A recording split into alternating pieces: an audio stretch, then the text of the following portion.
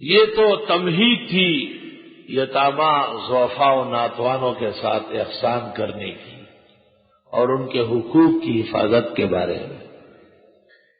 اب اللہ نے اس کا قانون نازل کیا، یوصیکم اللہ، تاکید کرتے ہیں تم کو اللہ فی اولادکم، تمہاری اولاد کے بارے میں، للذکر، واسطے مرد کے، مثل حظ الانثیین، مانند حصہ دو عورتوں کے، ایک بیٹے کو دو بیٹیوں کا حصہ ملے گا، یعنی دو بیٹیوں کو ایک بھائی کا حصہ ملے گا۔ فَإِن كُنَّ نِسَاءً، پس اگر عورتیں ہو فوق اثنتین، دو یا دو سے زیادہ، ایک آدمی مرا اور اس کی بیٹی رہ گئی، دو یا دو سے زیادہ، فَلَهُنَّ ثُلُثَا مَا تَرَكَ، پس ان کے لیے دو ثلث ہیں وہ جو باپ چھوڑ مرا، 6,000 میں سے 4,000، دو ثلث۔ وَإِن كَانَتْ وَاحِدَةً، اور اگر بیٹی مرحوم کی ایک ہے، فَلَهَا النِّصْفُ، پس اس کو آدھا ملے گا، آدھا مرحوم کے بہن بھائی والدین وغیرہ میں تقسیم ہوگا۔ اولاد سے فراغت ہو گئی۔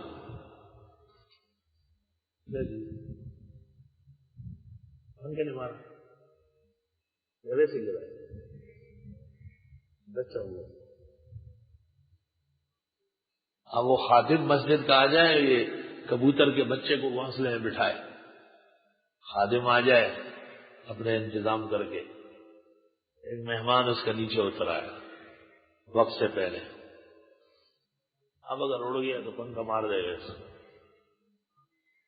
وَلِأَبَوَيْهِ، اور مرحوم کے ماں باپ کو، لِكُلِّ وَاحِدٍ مِّنْهُمَا السُّدُسُ، واسطے ہر ایک کے ان میں 1/6، مما ترکا، اس مال میں جو بیٹا چھوڑ مرا، ان کان لہو ولد، اگر بیٹے کی اپنی اولاد ہے، اگر بیٹا مر گیا اور اس کی اپنی اولاد ہے تو ماں باپ کو 1/6 اور باقی اولاد میں تقسیم ہوگا۔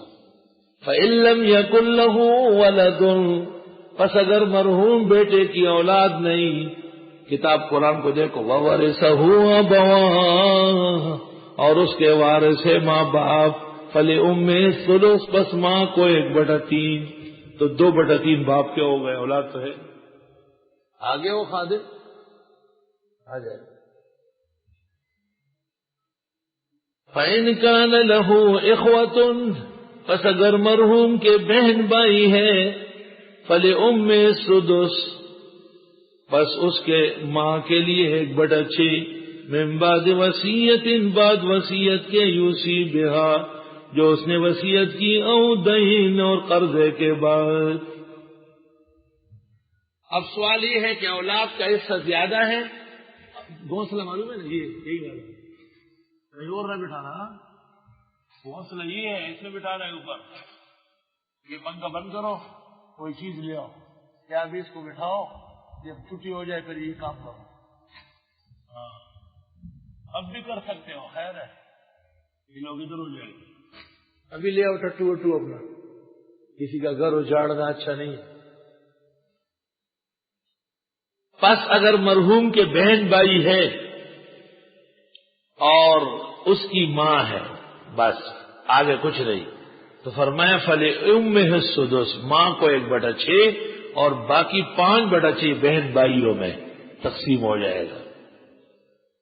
بہن بھائیوں کا حصہ اور بھی آ رہا ہے، من بعد وصیت یوصی بہا او دین، کیونکہ اولاد کا حصہ زیادہ ہے، ماں باپ کا کم ہے، تو فرمایا آباؤکم و ابناؤکم، باپ تمہارے اور بیٹے تمہارے، لا تدرون، تم نہیں جانتے، ایہم اقرب لکم نفعا، کہ کون زیادہ نزدیک ہے تم کو نفع پہنچانے میں، فریضۃ من اللہ، یہ اللہ کی طرف سے اس سے مقرر ہے، ان اللہ کان علیما حکیما، بے شک اللہ علم و حکمت والے ہیں۔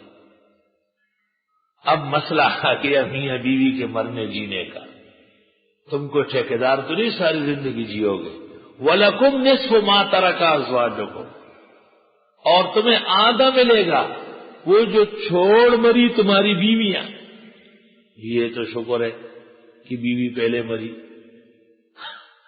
قرآن کا خطاب بالکل اٹل ہے. اور تمہیں اے خاوندو آدھا لینا ہے وہ جو چھوڑ مری تمہاری بیویاں، ان لم یکن لہن ولد، اگر نہیں ہے عورتوں کی اولاد. اگر خاتون مری اور اس کی اولاد نہیں ہے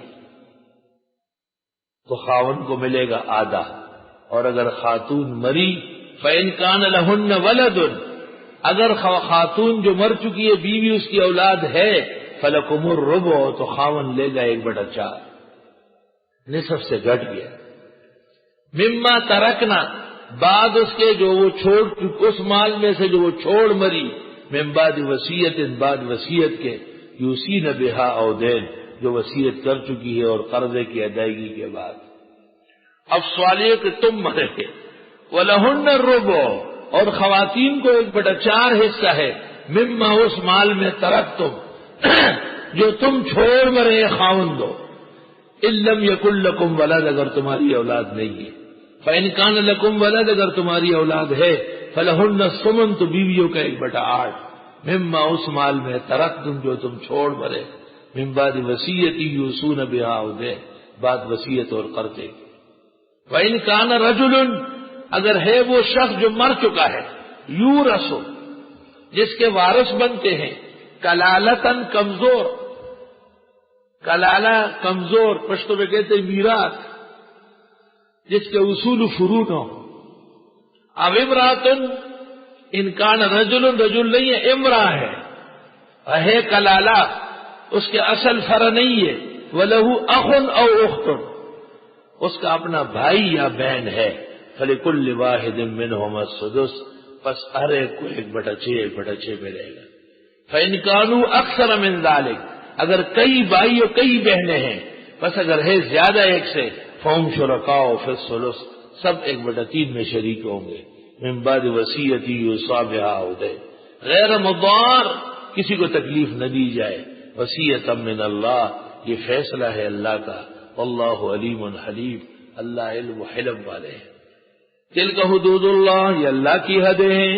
ومن یطع اللہ ورسولہ، جو اطاعت کرے اللہ اور رسول کی، یدخلوا جنات، داخل کر دے گا اس کو جنت میں، تجری من تحت الانہار، کہ بہے گی اس کے نیچے نہریں، خالدین فیہا، ہمیشہ اس میں رہیں گے.